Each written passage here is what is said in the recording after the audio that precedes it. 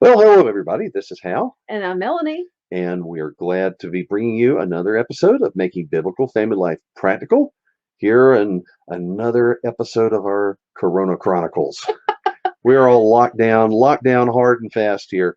Our state governor has told everybody stay home now for the next 30 days, which, okay, well, we're already home, but Well, in a way, is it, it's like it normally is for us because we we work from work from home, home a lot we homeschool. and we homeschool, but Yeah. we're not here in the spring. And so I'm loving seeing my azaleas and dogwoods, but Mhm. it's weird being home in the spring. Well, I'm not loving missing homeschooling conventions this No, time of I'm not year, loving which is that either. we typically are on the road this part of the year, and in God's providence, we're not this time. And Yeah, so that's the big change for not us. loving the lack of income either. But anyway, God is our Mhm. provider. Yeah. Today, we have something really great for you.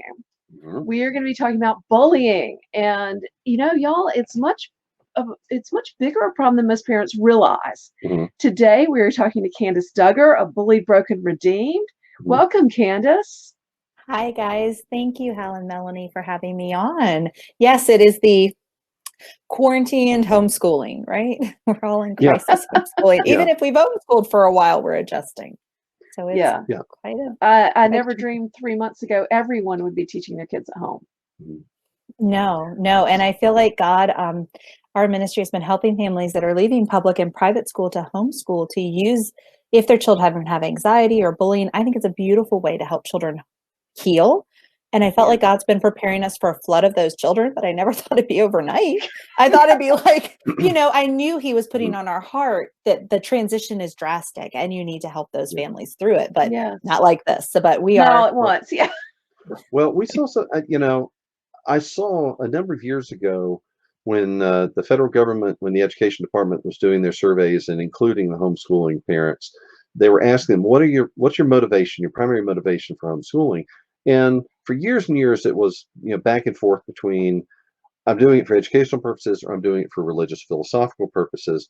And then suddenly it rose up, I'm doing it because I'm concerned about my child's safety.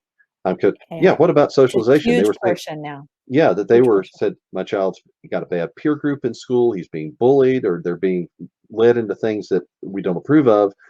And that really, I think, has become the predominant motivation now from what I've seen in recent surveys of home educating parents. Now, it's one thing to say my child is being bullied at school and I'm taking them out of that toxic environment. But you know what? In the homeschooling community, we have kids and others who are bullies in our own community too, don't we? Well, we've seen it Yes, in we do. church. We've had kids bullied at church. In a good and conservative church. In a great church, a fantastic A church. great church, a great church. And I will give you kind of a little bit of our story. We left public school with our oldest son, who was in 7th grade, and we knew something was seriously wrong. And God put on our heart, you need to homeschool this child or you will lose him. And we're talking about serious mental health issues, safety issues, big concerns. And God was really clear, not private school, not switch schools. You need to homeschool him. And I was like, oh, I don't think so. But obediently, I came, and it's been such a blessing. But what I saw are many pieces. The same children that were in school with him, also at youth group, same in the neighborhood, removing your children that geography alone will not fix this. And so many times it's a beautiful step, but there's so many more pieces that need to be coming into consideration because a lot of times, we still live in the same community. It's not like you got up and moved across country. And in some families, actually, it gets to the child's safety that they do relocate. But most of the time, the kids are still in the neighborhood, right? You run into them at the grocery store. You find them in youth group. There are many times I found in our situation where we were in Bible studies and youth groups, some of those children were the worst offenders in the school to my child that were physically and emotionally bullying him. To the point that even when I had a son at 9 years old under the bed screaming, I'd rather die than go back another day, we said, we can't do that for him. So that's how we ended up pulling our second son 2 years later. So we did this 2 times. We're not your traditional homeschoolers, like, well, I'll bring everybody home and homeschool them. We really thought it was situational, one at a time. And it has really saved our children and been a blessing for our family that we've come together. And now we have a ministry to help others. But we hear over and over and over again from leaders in the homeschool community to those that are taking the counseling calls, the ones at state organizations who are answering the phone saying, I need, we have to leave. We can't continue to send our child there. There's no help. And they come home and there's so much more than sending in your paperwork, your laws, and the conversation of, so here's your curriculum. Yeah. You cannot educate a child that's in trauma or stress or anxiety. You have to get to the heart first. Candice, let's back up just a little bit though. How do you recognize that your child is being bullied before you get to the point where your child's threatening to kill himself? Yeah. So, and I will tell you, for us, we had actually knew there was an issue. We had been working with the school for a year. So I'm going to tell you one of the problems I see with bullying itself, and I'm going to pull this out so I don't misquote. Okay. Sure. Bullying. Oh my goodness, that is so small. There's no chance I'm going to read that. Here we go. Let's try this slide.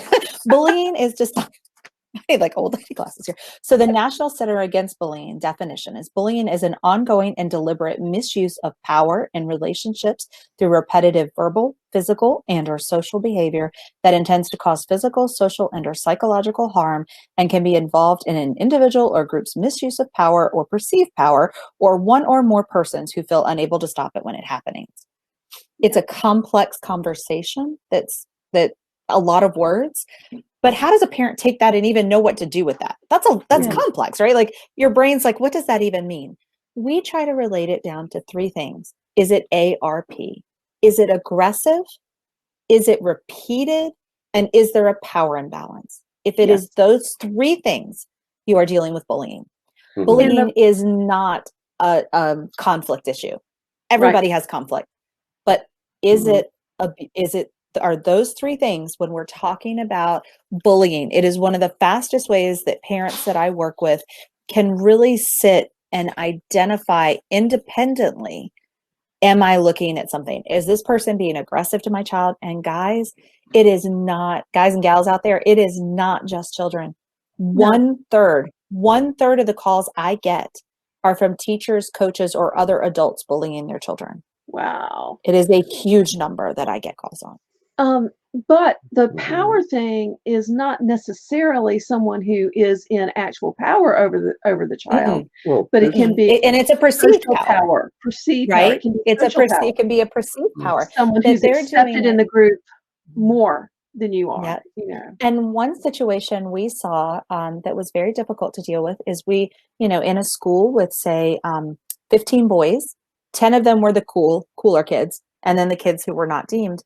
And to keep those kids in line, there was kind of the alpha male of the group, the power leader, would tell one of those other children, you are going to pick on that kid and do that today. And if you don't, the other 9 of us will beat you up.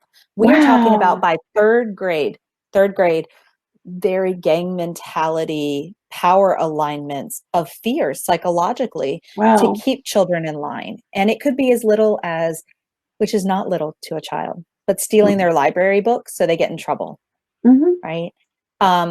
Taking their food. And our children who are special needs children really struggle in this, especially when they're integrated into classrooms. They struggle with that social aspect. They struggle to connect and understand some of the pickup cues where there's teasing, where there's not teasing. It can be a really hard piece. So power is not always about the person in power. Now we're talking about coaches and teachers, parents, the teachers. That is. But socially, can be just as much as somebody being the perceived power or wanting to be cool or be in with the group. Yes. Or you're not going to get invited. Yeah, and it's really, I realize that as I'm thinking through this issue, and so often we stumble over things because our definition is not broad enough.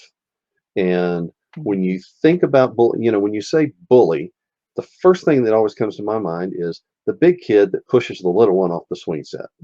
Okay, the physical, and that's real. Yeah. But you know what? There's so much more that goes into this, and it really does come back to the idea that I have some sort of power over you. Maybe I have authority.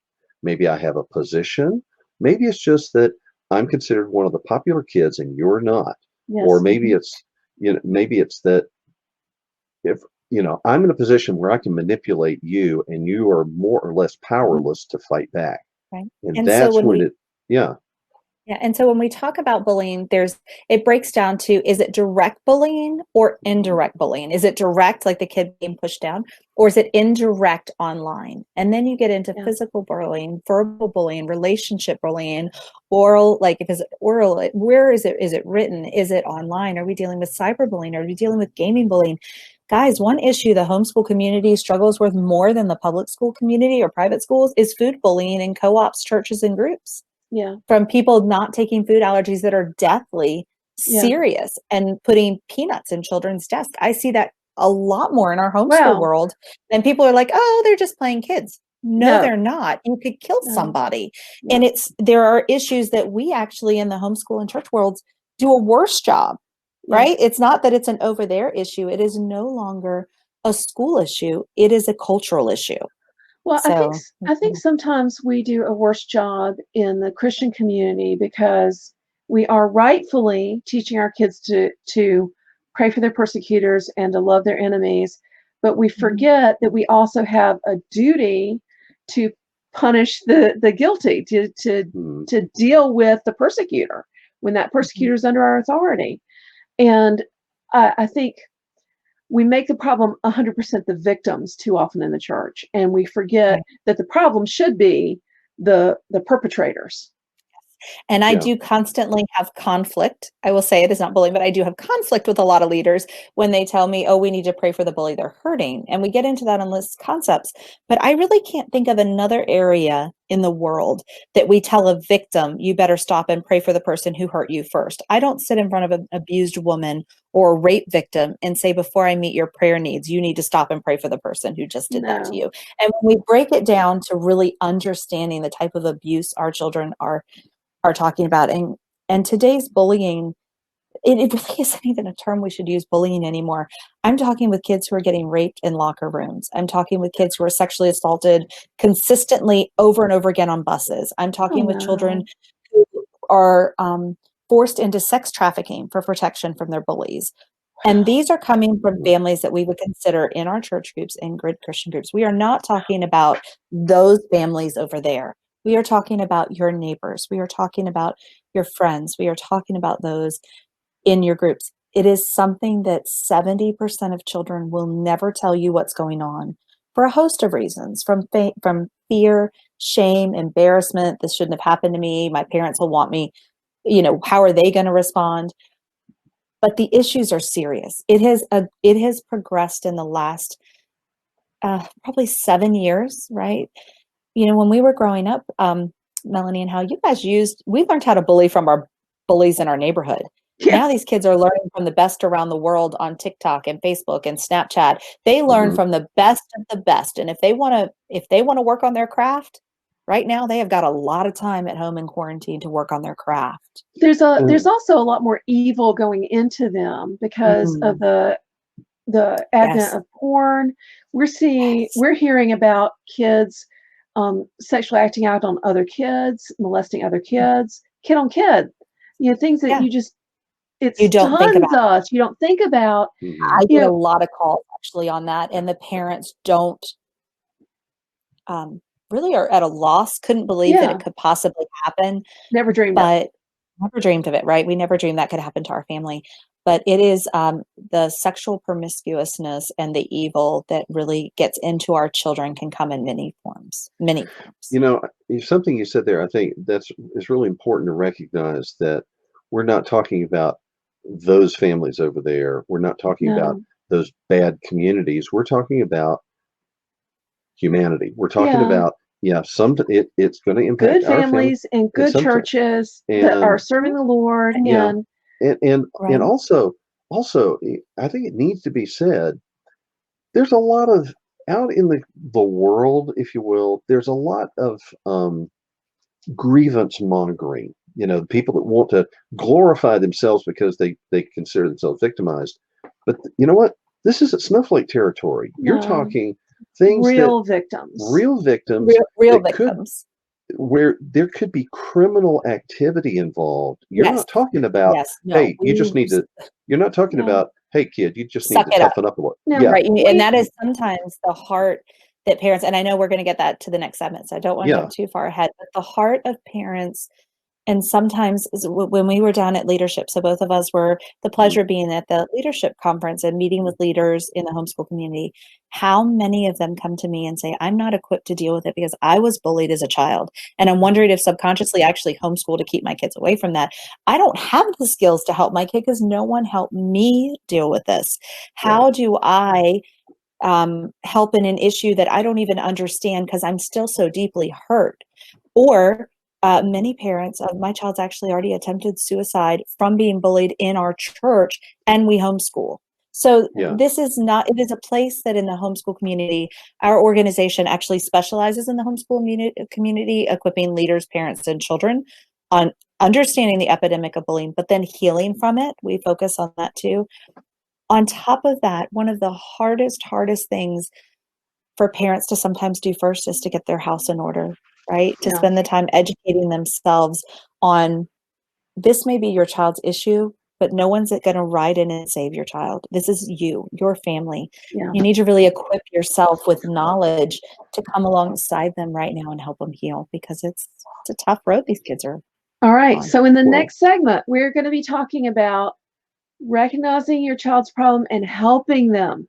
What do you do to help these children to heal and to give them a safe place? Check out Candice's ministry at bulliedbrokenredeemed.com. Bulliedbrokenredeemed.com, and check out Craftsman Crate. Okay, now this is something that we have talked about before, and we just want to bring it back up. This time when everybody's under lockdown, everybody is basically being told, stay home, stay out of the stores, just find something to do without going out. Well, you know what?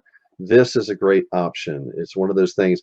Yeah, we're going to be online, but you want some real life stuff that your kids can do, maybe that you can do, something that will occupy your mind and teach you a good, useful skill, and doesn't require extra trips to the store to make it happen. Okay, craftsmancrate.com.